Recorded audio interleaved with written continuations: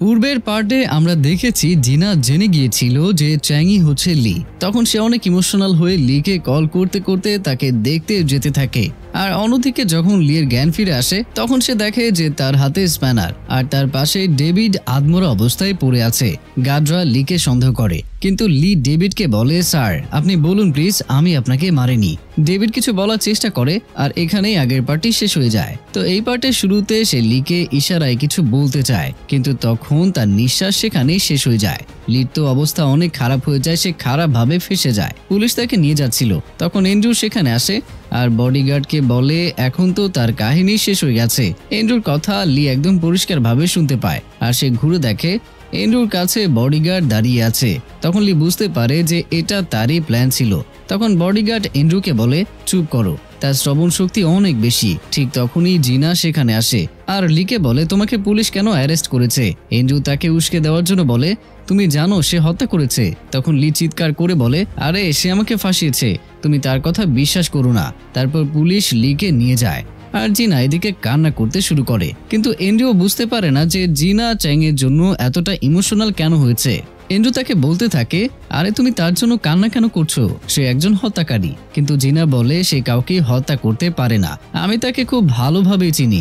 এটা বলে সে কান্না করতে করতে ক্রাইম স্পটের জায়গায় যায়, কিন্তু তাকে ভেতরে প্রবেশ করতে দেওয়া হয় না। তারপর সে হোটেলে সিসিটিভি ফুটেজ চেক করার জন্য যায়, কিন্তু সেখানের গার্ড বলে ফুটেজ ডিলিট হয়ে গেছে। তখন এন্ড্রু সেখানে এসে জিনাকে বলে তোমার এসব কিছু করার কেন প্রয়োজন, সে আসলে একজন হত্যাকারী। জিনা বলে সে হত্যাকারী হতে পারে না, আমি এটা প্রমাণ করে ছাড়বো। এটা বলে সে চলে যায়। তারপর লিকে জিজ্ঞাসাবাদ করার জন্য নিয়ে যাওয়া হয়। অন্যদিকে এন্ড্রু আর বডিগার্ড জেজের সাথে দেখা করতে যায়, যেখানে জেজে অনেক সুন্দর করে তৈরি হচ্ছিল। আসলে সে হাসপাতালে অনেক ভালো ড্রামা করেছে যে সে এখন ঠিক হয়ে গেছে। আসলে লি অ্যারেস্ট হওয়ার জন্য জেজে আজকে অনেক খুশি। তখন এন্ড্রু ভ্যাকসিনের ফর্মুলা চাইলে জেজেও তাকে দেখার জন্য সেটা দিয়ে দেয়। এন্ড্রু জেজেকে জিজ্ঞাসা করে একটা কথা বলেন তো, আপনি ডেভিডকে হত্যা কেন করলেন? এই টুইস্ট তো আমাদের প্ল্যানে ছিল না। জেজে বলে আমরা তো শুধু তাকে আঘাত করতে চেয়েছিলাম, কিন্তু হঠাৎ করে সে মরে গেছে, এখন কি করব? তো যাই হোক চ্যাং ফেসে গেছে, আমাদের আর কি চাই?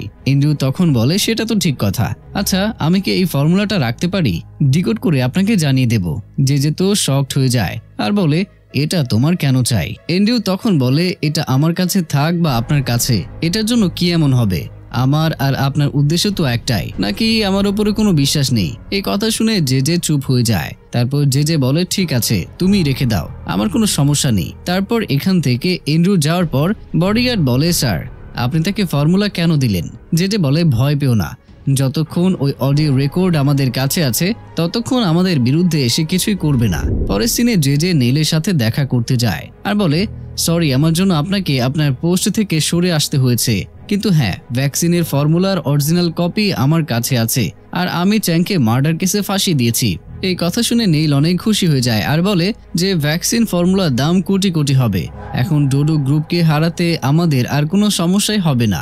অনেক দূর গেলে কি হবে, আমি তার থেকেও বড় মাছ ধরতে জানি। কিন্তু তুমি জানো চেয়ারম্যানের ওয়াইফ অর্থাৎ আমার বোন তার সব শেয়ার আমাকে দেওয়ার প্রমিস করেছে, আর এখন আমাদের কেউ হারাতে পারবে না। অন্যদিকে এন্ড্রু, সিন্ডি, গ্রে আর এন্ড্রু অ্যাসিস্ট্যান্টকে তাদেরকে পুলিশ স্টেশনে জিজ্ঞাসাবাদ করার জন্য ডাকা হয়। লিকে দেখে তো সিন্ডি কান্না করতে শুরু করে আর বলতে থাকে লি কিছুই করেনি, তাকে ছেড়ে দিন।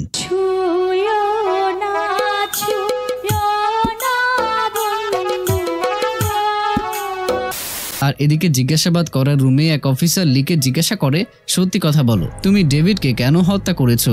তোমার হাতে ওই স্প্যানার ছিল যেটা দিয়ে ডেভিডের হামলা করা হয়েছিল, আর তুমি ওই ফর্মুলা কোথায় রেখেছো? লি তখন বলে দেখেন আমি আপনাকে অনেকবার বলেছি আমি হত্যা করিনি, আমি এটাও জানি না যে ওই স্প্যানার আমার হাতে কিভাবে এসেছে। আপনি যদি চান তাহলে ওই সিসিটিভি ফুটেজ চেক করে দেখেন। তখন অফিসার বলে সিসিটিভি ফুটেজ তো দেখবো, কিন্তু ওইটা তো তুমি আগেই ডিলিট করে দিয়েছো, আমরা তো কোনো ফুটেজ পাইনি সেখানে। লি তখন বলে স্যার আমার টিমমেট গ্রে আমার সাথে ড্রিঙ্ক করছিল আর ওই ড্রিঙ্ক করার পরেই আমি বেহুশ হয়ে গিয়েছিলাম, আপনি ওই ড্রিঙ্ক টেস্ট করান। কিন্তু তখন অফিসার বলে আমরা সেটা চেক করেছি, সেখানে কোনো বেহুশ হওয়ার ওষুধ পাওয়া যায়নি, এজন্য নাটক করা বাদ দাও আর সত্যি কথা বলো। লি তখন বলে স্যার আপনি গ্রেকে জিজ্ঞাসাবাদ করেন। তারপর গ্রেকে জিজ্ঞাসাবাদ করা হয়, কিন্তু গ্রে বলে আমিও চ্যাংয়ের সাথে ড্রিঙ্ক করছিলাম, কিন্তু মাতাল হয়ে আমি ঘুমিয়ে পড়েছিলাম। আর আপনি যেরকম বলছেন যে যদি বেহুশ হওয়ার ওষুধ থাকতো তাহলে আমিও অনেকক্ষণ বেহুশ হয়ে পড়ে থাকতাম, কিন্তু আমার তো কিছুই হয়নি। এরকম সে মিথ্যার পর মিথ্যা বলতে থাকে বন্ধুরা, কারণ আপনারা তো জানেনই গ্রেগ কার হয়ে কাজ করছে, এন্ড্রুর জন্য। এরপর এন্ড্রুকে জিজ্ঞাসাবাদ করা হয়, তখন সে লিকে ফাঁসানোর জন্য কোনো উপায় বাদ দেয় না আর বলে চ্যাং ডেভিডের কাছে কন্ট্রাক্টের উপরে সাইন করানোর জন্য গিয়েছিল, কিন্তু মনে হয় সে ডেভিডের উপরে অনেক অত্যাচার করেছে, কারণ তারপর যখন আমি ডেভিডের সাথে দেখা করতে গিয়েছিলাম তখন সে অনেক আপসেট ছিল আর তারপরেই তার মৃত্যু হয়েছে। এখন লিয়ের বিরুদ্ধে এই কেস আরো স্ট্রং হয়ে যায়। অফিসার তো লিকে লকআপে নিয়ে যাচ্ছিল, তখন লি এন্ড্রুকে বলে তুমি খুব ভালোভাবে জানো আমি ইনোসেন্ট। তখন এন্ড্রু বলে আচ্ছা তাহলে কি আমি তোমাকে ফাঁসিয়েছি? তখন লি বলে তুমি তো ফাঁসাওনি, তোমার মধ্যে এতটুকু সাহস নেই আর না তোমার মধ্যে এতটুকু শক্তি আছে। আমি জানি তুমি এই সব কিছু জেজের জন্য করছো। এতদিন পর্যন্ত আমার শত্রুদের লিস্টে শুধু জেজেই ছিল, এখন চলো তুমিও মাঝখানে এসে আমার সাথে শত্রুতা করছো আর এখন তুমিও আমার এই লিস্টে জয়েন হয়ে গিয়েছো। দেখে নিও আমি তোমার কি অবস্থা করি, একবার শুধু বাইরে আসি। এই কথা শুনে এন্ড্রু একটু নার্ভাস হয়ে যায় আর বলে আমি অকারণে তো তার সাথে লড়াই করছি না। মিটিংয়ে সিন্ডি চেয়ারম্যানকে বলে বাবা লি শুধু কন্ট্রাক্ট সাইন করানোর জন্য গিয়েছিল, অবশ্যই কেউ প্ল্যান করে তাকে মার্ডার কেসে ফাঁসিয়েছে। মোজো এটাই বলে। মোজো আরো বলে যে আমি চ্যাংয়ের সাথে কথা বলেছি, সে বলল এটা জেজেরই কাজ। কিন্তু তখন এন্ড্রু বলে বাবা আমাদের এই কেসে না যাওয়া ভালো, এটাই ভালো হবে কারণ সব এভিডেন্স চ্যাংয়ের এগেনস্টে, আর যদি আমরা তাকে সাপোর্ট করি তাহলে ভাবেন ডোডো গ্রুপের ইমেজ আবারও খারাপ হয়ে যেতে পারে। চেয়ারম্যান তখন বলে সে আমাদের কোম্পানির জন্য অনেক কিছু করেছে আর আমাদের প্রজেক্টের জন্য সে ওই হোটেলে গিয়েছিল, সেখানে তাকে কেউ ফাঁসিয়েছে আর আমাদের দায়িত্ব হলো তাকে এই বিপদ থেকে বের করে আনা। আমাদের পক্ষ থেকে তার জন্য পরিপূর্ণ চেষ্টা করা উচিত। চেয়ারম্যানের এসব কথা শুনে এন্ড্রু তো অনেক রেগে যায় আর এন্ড্রু তাড়াতাড়ি জেজেকে কল করে বলে মনে হয় চেয়ারম্যান লিকে বের করার চেষ্টা করছে। এই কথা শুনে জেজে সোজা নেইলকে কল করে আর এই জন্য নেইল তাড়াতাড়ি চেয়ারম্যানের সাথে দেখা করতে যায়। সে চেয়ারম্যানকে বলে তুমি ওই চ্যাংকে সাহায্য করো না, তার জন্য আমার নিজের পোস্ট আমাকে ছেড়ে দিতে হয়েছে, সে কারো রফাদার হতে পারে না। আর যদি তুমি তার সাহায্য করো তাহলে তোমার আজ পর্যন্ত যতগুলো দুর্নীতির মামলা আছে সব পুনরায় চালু করা হবে। আর তোমার কোম্পানির ট্যাক্স প্রদানে কতবার প্রতারণা করেছো আর নিজের বিজনেসের জন্য কতবার ঘুষ দিয়েছো সবকিছু আমি মিডিয়ার সামনে বলে দেব, তারপর দেখো কি হয়। আর হ্যাঁ, মেয়েদের উপরে যে তোমার দুর্বলতা আছে এটা একটা আলাদা গল্প আর এটা অনেক বড়।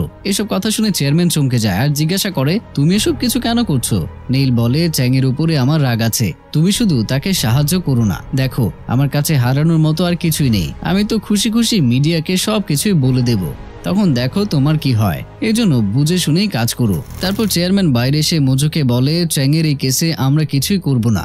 এই কথা শুনে মোজো অবাক হয়ে যায় যে চেয়ারম্যানের আবার কি হলো, কিন্তু মোজো এখানে চেয়ারম্যানের পারমিশন ছাড়া কিছুই করতে পারবে না। অন্যদিকে জেজে তো অনেক খুশি ছিল আর জেলে নাথানের সাথে এসে দেখা করতে যায়। জেজেকে দেখে নাথান রেগে গিয়ে বলে আমি জেনে গেছি তুমি কত বড় ধোঁকাবাজ আর তুমি তো আমাকে জেলে পাঠিয়েছো। কিন্তু বন্ধুরা এখানে জেজেও একটা চাল চালে। জেজে বলে না এরকম না, আসলে তোমার শত্রু হচ্ছে চ্যাং, যার ভরসা করে আমিও সবকিছু হারিয়ে ফেলেছি। আর একটা কথা বলবো, চ্যাং আর অন্য কেউই না, আসলে সে হচ্ছে লি। সে তার ফ্যামিলির মৃত্যুর বদলা নিতে এসেছে আর তার ফ্যামিলির মৃত্যু কে করেছিল? তুমি তো করিয়েছিলে, এই জন্য সে তোমাকে বাঁচতে দেবে না। কিন্তু তখন নাথান বলে আমি তাদের মারিনি, হত্যা তো তুমি করেছো। তখন জেজে বলে হ্যাঁ আমি করিয়েছি, কিন্তু হত্যা তো তুমি করেছো তাই না? এই জন্য সে তোমার থেকেও বদলা নিয়ে ছাড়বে। আর তুমি জানো সে কি করেছে? সে সায়েন্টিস্ট ডেভিডকে হত্যা করেছে আর লিকে এই জন্য এই জেলেই আনা হবে। আমি কোনোভাবে তোমার ছেলে তাকে বন্দী হিসেবে পাঠাতে পারবো, তারপর তুমি জানো আর সে জানে। তোমার কাছে একটি সুযোগ আছে, তুমি তাকে মেরে ফেলো, না হলে সে তোমাকেই মারবে। এখন বন্ধুরা নাথান তো সারা রাত চিন্তা করে যে এখন আমি কি করব। ববি তখন বলে গুরু ওই লিকে এখানে আসতে দাও, তারপর দেখো আমি ওর কবর খনন করব। কিন্তু নাথান তো এখানে অন্য কিছুই প্ল্যান করেছিল।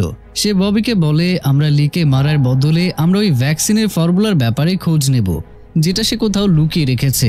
যদি আমরা সেটা পেয়ে যাই তাহলে ভাবো আমরা কোটি কোটি টাকা পাবো। তারপরে আমাকে ডোডো গ্রুপের চেয়ারম্যান হতে আর কেউ আটকাতেই পারবে না। তারপরে আমাদের লিকে দেখানো হয়, যাকে একটা বাসে করে জেলে নিয়ে যাওয়া হচ্ছিল। জিনা দূর থেকে দেখে অনেক কান্না করে, কিন্তু সে কিছুই করতে পারে না। আসলে জিনা লিকে বলতে এসেছিল আমিও জেনে গেছি যে তুমি লি। তারপর জিনা ভাবে লি আমাকে সত্যিটা কেন বলেনি, অবশ্যই তার পেছনে কোনো কারণ আছে। আর ভাবে যতক্ষণ পর্যন্ত আমাকে সত্যিটা লি না বলবে ততক্ষণ আমিও তাকে বলবো না যে আমিও তাকে চিনতে পেরেছি। তারপরে লি গাড়িতে বসে ভাবে যে এটা দ্বিতীয়বার যে আমাকে জেলে পাঠালো, কারণ অনেক বছর আগে যখন লি অন্ধ ছিল তখন যে লির উপরে মিথ্যা অপবাদ দিয়ে সে তাকে জেলে পাঠিয়েছিল, আর এইবারও সে লিকে জেলে পাঠাতে সফল হয়েছে। তারপর লি ভাবে কিন্তু এখন আমি অন্ধ নই, সবাইকে আমি শাস্তি দিয়ে ছাড়বো। এসব ভেবে লি তার সেলের ভেতরে যায়। সেখানে গিয়ে সে জানতে পারে ওই সেলে নাথান, ববি আর তার গ্যাংও আছে। নাথান একটু অ্যাটিটিউড নিয়ে বলে, দেখো বাবা, জীবন একটা চক্র, এখানে যে জিতে সে হেরে যায় আর যে হারে সে জিতে যায়। তুমি হয়তো জানো। এইভাবে সে ডায়লগ বলে লিয়ের সাথে বন্ধুত্ব তৈরি করার চেষ্টা করে। নাথান বলে, তুমি তো জানোই যে আমাকেও ফাঁসিয়েছে আর তোমাকেও ফাঁসিয়েছে, কিন্তু বন্ধুরা লি তাকে একদমই ইগনোর করে, যেরকম মনে হয় যে সে তাকে চেনেই না। অন্যদিকে প্যানি আর তার অ্যাসিস্ট্যান্টকে দেখানো হয় যে তারা নিজেদের বসের সামনে দাঁড়িয়ে আছে। এখন তো বসের চেহারাও দেখানো হয় না, কিন্তু সে জিজ্ঞাসা করে যে ভ্যাকসিনের ফর্মুলার কি হয়েছে। প্যানি তখন বলে লির উপরে মিথ্যা অপবাদ দেওয়া হয়েছে যে সে ফর্মুলা চুরি করেছে আর ডেভিডকে মেরে ফেলেছে। আমাকে শুধু একটু টাইম দিন, আমি ফর্মুলা নিয়ে এসে আপনাকে দেব। তখন বস বলে, না, এখন আর তোমাকে কিছুই করার প্রয়োজন নেই, আমি নিজেই এই মামলার ময়দানে নামার সিদ্ধান্ত নিয়েছি। ওই লিকে মেরে হলেও আমি ওই ফর্মুলা নিয়েই ছাড়বো। এখান থেকে আমাদের জেলে দেখানো হয় যেখানে লি একা এক জায়গায় বসেছিল। একটু পর অন্য একটা কয়েদি তার সামনে একটা পেপার ফেলে চলে যায়। লি ওটা তুলে নিয়ে দেখে সেখানে প্যানির মেসেজ ছিল যে তুমি জেলে সাবধানে থেকো, সেখানে আমার বসের লোকজন আছে। আর তখনই সেখানে নাথান এসে লিকে বলে, সত্য কথা বলো, ওই ফর্মুলা তোমার কাছে আছে নাকি নেই? লি তখন বলে, না, নেই, আর আসলে সত্যি কথা বলতে আমি ডেভিডকে হত্যা করিনি। নাথান তখন তাকে বলে, আমার কাছে লুকিও না, যদি ফর্মুলা পেয়ে যাই তাহলে ভাবো আমরা দুজন বিজনেসে 50% পার্টনার হয়ে যাব। নাথানের কথা শুনে লিয়ের তো ভালো লাগে না, তাই তাকে বলে, শোনো আমার কথা, এখান থেকে চুপচাপ চলে যাও, না হলে আমি তোমাকেও মেরে ফেলবো। এই কথা বলে লি সেখান থেকে উঠে চলে যায়। নাথান তো রেগে গিয়ে ববিকে বলে সে কথা শোনার লোক না। তারপরে রাতে যখন লি ঘুমিয়েছিল তখন লির উপরে কম্বল দিয়ে নাথান, ববি আর তার গ্যাংয়ের লোকেরা তাকে অনেক মারে। দিনের বেলাও যেখানে সেখানে নাথানের গ্যাংরা মিলে লিকে মেরে তার অবস্থা খুব খারাপ করে দেয়। লি মার খেয়ে নেয় কিন্তু নিজেকে রক্ষা করে না। তারপর আমাদের চেয়ারম্যানের বাসায় দেখানো হয় যেখানে সবাই খাবার খাচ্ছিল। সিন্ডি কিছুই খায় না। তখন এন্ড্রু বলে, আরে তুমি লির কথা ভেবে টেনশন কেন করছো? তখন সিন্ডি বলে, না, আমার তো এটা ভেবে টেনশন হচ্ছে যে ফর্মুলা হাত থেকে চলে গেল। আসলে বন্ধুরা, সিন্ডি লির জন্যই কষ্ট পাচ্ছিল। তখন সেখানে পিএ এসে চেয়ারম্যানকে বলে, ম্যাডাম কোম্পানির সাধারণ মিটিং এর অ্যারেঞ্জ করেছে। তখন চেয়ারম্যান জিজ্ঞাসা করে সে এরকম কেন করছে। পিএ তখন বলে সে এন্ড্রুকে কোম্পানি থেকে বের করে দিতে চায় এই জন্য। তারপর চেয়ারম্যান রেগে গিয়ে তার ওয়াইফের কাছে যায় আর চিৎকার করতে থাকে যে মিটিং এখনই ক্যান্সেল করো। কিন্তু তখন সে বলে, তুমি এন্ড্রুকে আগে কোম্পানি থেকে বের করে দাও, তারপর আমি মিটিং ক্যান্সেল করব। তখন চেয়ারম্যান বলে, যদি তুমি এন্ড্রুকে কোম্পানি থেকে বের করার চেষ্টা করো তাহলে ভাবো আমি তাকে আরো বড় পজিশন দেব আর কোম্পানির চেয়ারম্যানও বানাবো। এটা বলে সে চলে যায়। অন্যদিকে লি অনেক আপসেট হয়েছিল, মনে হয় নাথান আর তার টিম মিলে লিকে অনেক মারছে। তখন গার্ড এসে বলে, তোমার সাথে কেউ দেখা করতে এসেছে। লি অনেক বিশ্বাস নিয়ে বাইরে যায় যে অবশ্যই জিনা এসেছে, কিন্তু সেখানে বসেছিল যে মনে হয় তার কাছে পরিকল্পনার ভান্ডার রয়েছে এবং প্রতিবারই সে কোনো না কোনো পরিকল্পনা নিয়ে চলে আসে। যে বলে, তুমি সত্যি আসলেই অনেক বড় মাছ থেকে বের হয়েছো, এত উঁচু ব্রিজ থেকে পড়ে গিয়েও তুমি বেঁচে কিভাবে গেলে আর আমার থেকে বদলা নেওয়ার জন্য এসেছো? আমাকে বিশ্বাস করো, তোমার ফ্যামিলিকে মারার জন্য আমাকে নাথান বলেছিল, তুমি তো এমনি আমার উপরে সন্দেহ করো, আমাকে শেষ করার জন্য উঠে পড়ে লেগেছো। সে তো তোমার সেলের মধ্যেই আছে, তাকে শেষ করে দাও। লি তো এই কথা শুনে অনেক রেগে যায়। অন্যদিকে প্যানি জিনার সাথে দেখা করে আর বলে লি নির্দোষ, আসলে তাকে এন্ড্রু আর যে মিলে ফাঁসিয়েছে। আর এন্ড্রুর নাম শুনে জিনা চমকে ওঠে আর বলে সে লির সাথে কেন এমন করছে। প্যানি বলে, আমাদের সর্বপ্রথম লিকে ছাড়াতে হবে আর এই কাজ শুধু তুমিই করতে পারবে। জিনা তখন বলে, লিয়ের জন্য আমি তো সব কিছুই করতে পারবো, আপনি শুধু বলেন কি করতে হবে। তখন প্যানি বলে, ভ্যাকসিনের ফর্মুলা হয়তো জেজের কাছে আর না হয় এন্ড্রুর কাছে, তোমাকে ওই ফর্মুলা খুঁজে বের করতে হবে, তার মাধ্যমেই আমরা লিকে বাঁচাতে পারবো। জিনা ওই রাতে এন্ড্রুর কেবিনে খোঁজা শুরু করে। এন্ড্রু বাইরে থেকে সবকিছু দেখে আর সে খুব কষ্ট পায় যে চ্যাংকে বাঁচানোর জন্য জিনা কত কিছু করছে, আমার ব্যাপারে তার একটু খেয়ালও নেই। অন্যদিকে লি রাতে নাথানের মুখে কাপড় বেঁধে তাকে মারার চেষ্টা করে আর মনে হয় নাথান মরে গেছে, কিন্তু কাপড় সরাতেই সে চিৎকার শুরু করে। গার্ডস তখন লিকে ধরে অন্য সেলে নিয়ে যায়। লি তখন বলে, আমাকে ছাড়ো, আমি তাকে মেরে ফেলবো। পরে সিনে নাথান বাথরুমে যায়। বাথরুমের ভেতরে লি দাঁড়িয়ে থাকে নাথানকে দেখে লি সোজা তার উপরে হামলা করে। হঠাৎ করে তার ঘুম ভেঙে যায়, মনে হয় সে খুব খারাপ স্বপ্নই দেখছিল। আর ববিকে বলে, ভাই স্বপ্নের মধ্যেও সে আমাকে মারছিল, এখন আমি কি করব? আমি তো তাকে অবমূল্যায়ন করেছি, কিন্তু মনে হয় সে অনেক ডেঞ্জারাস। ভালো হয়েছে যে তাকে অন্য সেলে পাঠিয়ে দেওয়া হয়েছে। তারপরে গার্ডস আবার লিকে ওই সেলে নিয়ে আসে। তখন নাথান ভয় পেয়ে বলে যে আবার তাকে এই সেলে কেন নিয়ে এসেছো? আমাকে অন্য সেলে পাঠিয়ে দাও, না হলে সে আমাকে মেরে ফেলবে। কিন্তু লি চুপচাপ গিয়ে এক কোনায় শুয়ে পড়ে। সত্যি কথা বলতে নাথান অনেক ভয় পায় লিকে। সেই রাতেও লি নাথানের ঘাড়ে একটা ধারালো বস্তু চেপে ধরে আর বলে, তুমি কি জানো আমি কে? আমি ওই অন্ধলি। আর জানো কি, আমি এই জন্য বেঁচে আছি কারণ তোমার থেকে আমার ফ্যামিলির বদলা নেব।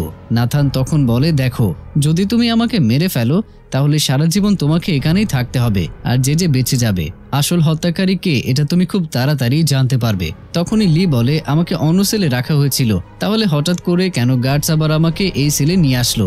এটা অবশ্যই ওই জেজেরই চাল।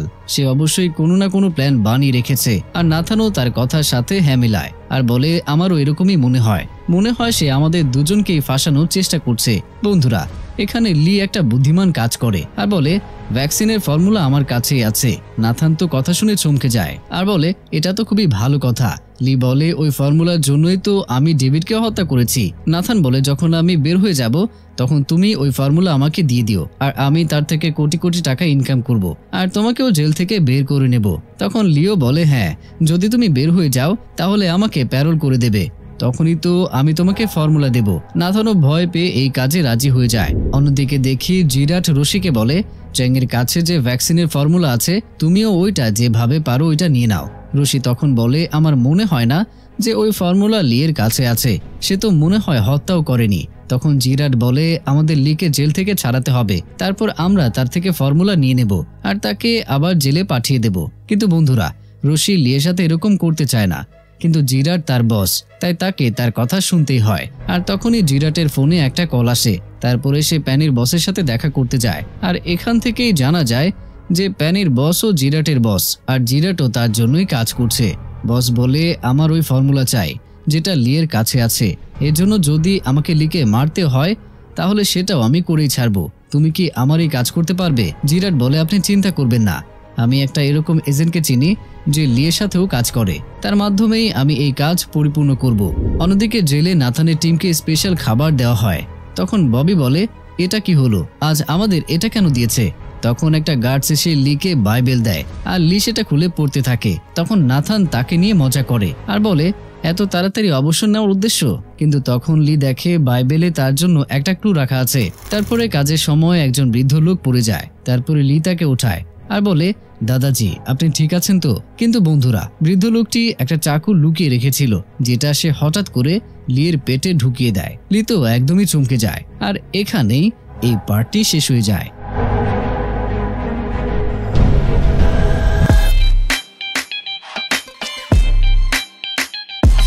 তো বন্ধুরা, কেমন ছিল আজকের এই পার্টটি সেটা অবশ্যই কমেন্টের মাধ্যমে জানাতে ভুলবেন না।